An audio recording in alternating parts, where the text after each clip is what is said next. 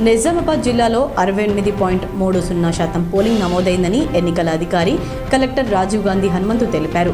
అర్బన్లో అత్యల్పంగా 59.10%, బాన్స్వాడలో అత్యధికంగా 73.68% నమోదైందన్నారు. జిల్లాలో 6 నియోజకవర్గాల్లో పోలింగ్ ప్రశాంతంగా జరిగిందని సిపి కల్మేశ్వర్ తెలిపారు. ఈవీఎంలను స్ట్రాంగ్ రూమ్లలో భారీ భద్రత నడుమ భద్రపరిచామన్నారు.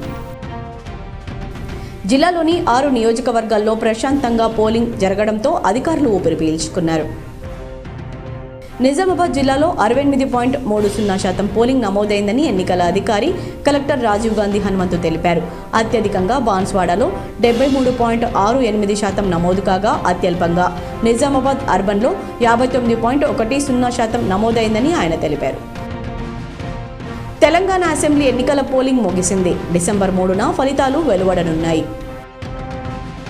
అసలే ఎన్నికలు టెన్షన్ వాతావరణంలో జరుగుతున్నాయి. ఈ తరుణంలో చివరి క్షణంలో వరుణదేవుడు పోటీ చేస్తున్న అభ్యర్థులకు మరింత టెన్షన్ పెట్టారు.